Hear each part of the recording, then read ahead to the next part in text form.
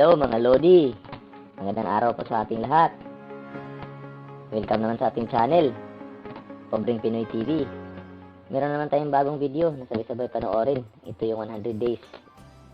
Inday Sara Duterte bilang Pangalawang Pangulo ng ating bansa. Assalamualaikum. Madayaw, maayong adlaw kaninyong tanan. Magandang araw sa inyong lahat. On July 1, I officially took the office of the Vice President of the Philippines, clearly reminded and guided by my mandate and the contract that I signed with the Filipino people during my inauguration in Davao City. That I will serve God, I will serve the country, and I will serve my fellow Filipinos. My first 100 days as Vice President had been marked by many challenges I had prepared myself for, given my long experience in government service and politics. Challenges are part of the job. They flow through your path as a public servant. They test your resolve, they test your determination, they test your dedication to public service, they test your anchor, and may even push you off track. You may sometimes lose sight of everything you intend to do because of these challenges. As a public servant, I am no longer surprised by these challenges. Instead, I look at them as opportunities as they open windows for us too. With great sense of urgency, study, assess, and address conditions that we need to overcome to move along. Today, let me report to you that in the first 100 days of my first year in office as Vice President, we have initiated watershed decisions that would not only significantly change the way Filipinos look at the office of the Vice President, but most importantly, would strengthen its mandate and will enable the office to serve more and more Filipinos across the country. The watershed decisions that we have initiated, the reforms on the pipeline, the expansion of the existing social services programs, the implementation programs aimed at addressing lack of livelihood, and recovery from disasters and armed conflicts, these all bring us to an office of the Vice President that will never leave any sector behind. To ensure that services offered by the OVP will not only be concentrated in the National Capital Region, but will also reach the regions in Mindanao and the Visayas, we have established OVP satellite offices in Dagupan, Cebu, Tacloban, Zamboanga, Davao, Surigao del Sur, and Bacolod. This is first in the history of the Office of the Vice President. But more than that, the significance of the OVP satellite offices can be best appreciated by the number of indigent Filipinos being served day in and day out. The satellite offices have made the Office of the Vice President become more accessible to Filipinos, offering a menu of services such as medical and burial assistance.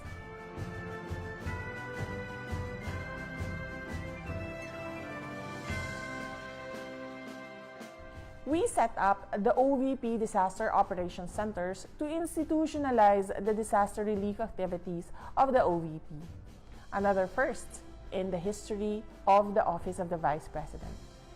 The Disaster Operations Center will put disaster response at the forefront of OVP operations, recognizing that disaster or calamity-stricken communities desperately need relief assistance and other social services. The Office of the Vice President Disaster Operations Center will work closely and will complement the operations of other concerned agencies, including the National Disaster Risk Reduction Management Council and its local counterparts, the Department of Social Welfare and Development, and local government units. Fresh from its inception, the OVP Disaster Operations Centers responded to the victims and survivors of the July 27 earthquake in Abra. In coordination with the OVP Disaster Operations Center, the OVP satellite offices will also respond and aid those affected by disasters and calamities in the regions. We have also assisted 3,000 residents of 6 towns of Nueva Ecija who were affected by the recent Typhoon Karding, giving them 5,000 each. The 15 million assistance was made through the Assistance for Individuals in Crisis Situations of the Department of Social Welfare Development.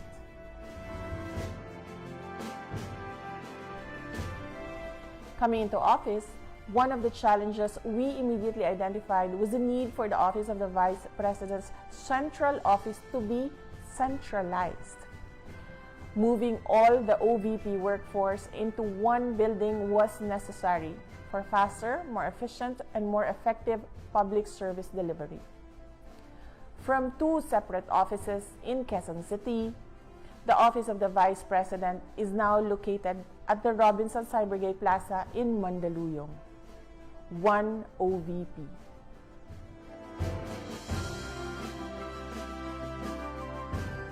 Our current goal is to establish a permanent office for the future vice presidents of the country.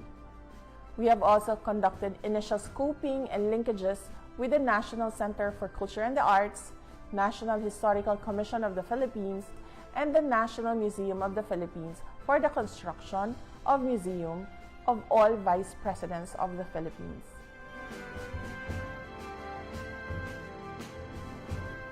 At the OVP Central Office, the medical and burial assistance for indigent Filipinos continues and even improved with our partnership with the Department of Health for the Medical Assistance to Indigent Patients program. The program covers at least 31 public hospitals all over the country. Our partnership with the Department of Social Welfare and Development enables Filipinos in crisis situations to access government assistance through the OVP satellite offices.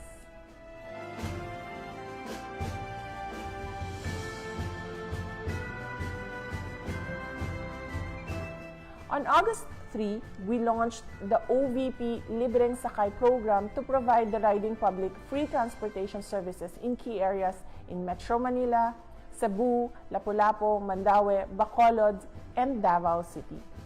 We hope that through this program, we will be able to provide relief to some of our fellow Filipinos who rely on public transport for their daily commute to work, to school, and many other places in the country. This is in partnership with the Department of Transportation.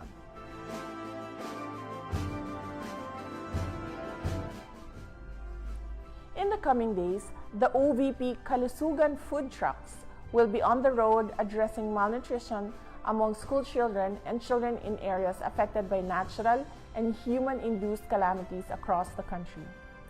The implementation of the program is done in partnership with the Department of Education and the Department of Health through the National Nutrition Council. The Kalusugan food trucks will be deployed in target areas for 120 days, completing the cycle in which a child's nutrition is adequately addressed. We have also strengthened our diplomatic relations with other countries. Within a week of assumption, I received a courtesy call from the State Councilor and Foreign Minister of the People's Republic of China, His Excellency Wang Yi. I likewise received courtesy calls from the ambassadors of Australia, India, Ireland, Italy, Japan, Laos, People's Democratic Republic, New Zealand, Qatar, Thailand, United States of America, and Vietnam, and the head of delegation of the European Union in Manila. Among topics discussed include overall bilateral relations between the Philippines and their countries. These courtesy calls also touched on deepening or exploring possible cooperations in the areas of education, culture, and technology.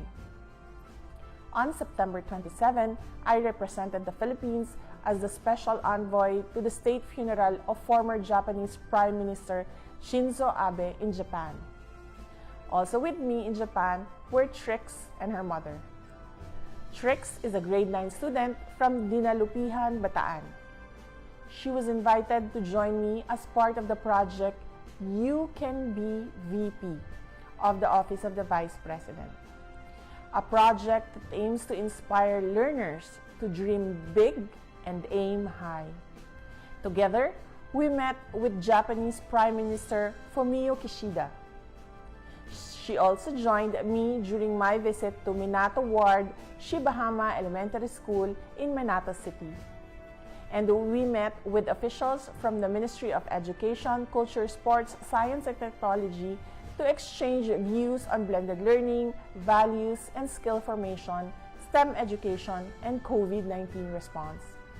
Here's Trix sharing to us her You Can Be VP experience in Japan.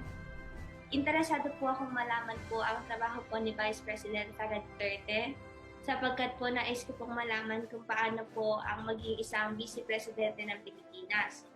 Kung paano at ano po ang mga ginagawa niya bilang isang Vice President at the same time po DepEd Secretary. Interesado po ako kung paano niya po ma-handle ang dalawang napaka-abigat na responsibilidad po dito po sa Pilipinas. Napakarami ko pong natutunan sa pagsama niya po sa akin.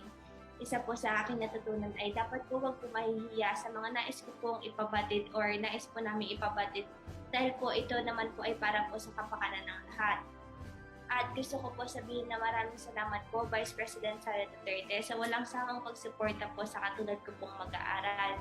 Sana po ay hindi pa po kayo magsawa sa paggawa ng iba't ibang proyekto po patungkol po sa ikabubuti po ng edukasyon dito sa Pilipinas. At mapaguro po, eskwelahan at mag-aaral po. Sana po ay hindi lang po ako ang makakita ng inyong mga ginagawa bilang Vice President at DepEd Secretary po. Maraming salamat po. The Japan trip was also an opportunity for me to meet with Filipinos working and living in Japan. And I hope to be able to meet more Filipinos in my future visits.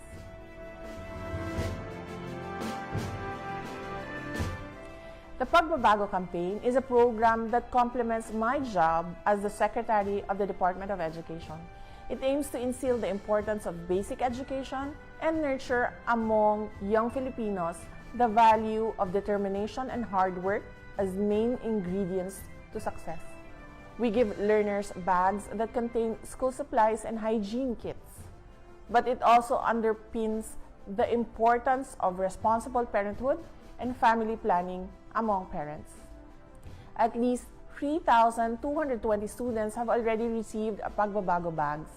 They are from remote areas in the country of Limasawa Island in southern Leyte, Municipality of Jordan in Island Province of Guimaras, Caramoan in Camarines Sur, Kidapawan City in North Cotabato, Siquijor Province, Dasmariñas in Cavite, and Bangued in Abra.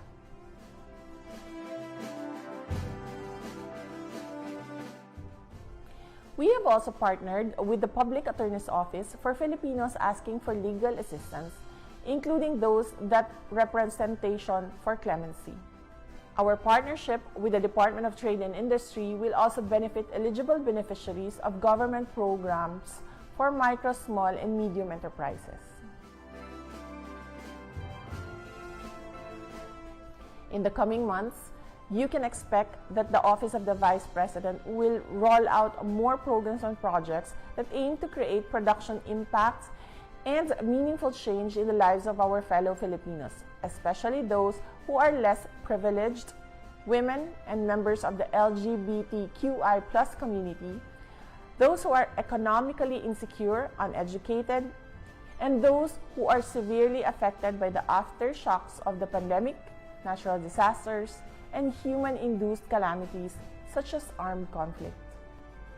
Within 100 days, I traveled to 20 cities in Luzon, Visayas, and Mindanao, and went to the islands of Limasawa in southern Leyte, Siquijor, Guimaras, and Caramoan. And in the coming days, there will be more challenges ahead. Challenges that we hope to turn into opportunities to be able to serve you and our country better. We are just starting. Daghang salamat. Syukran.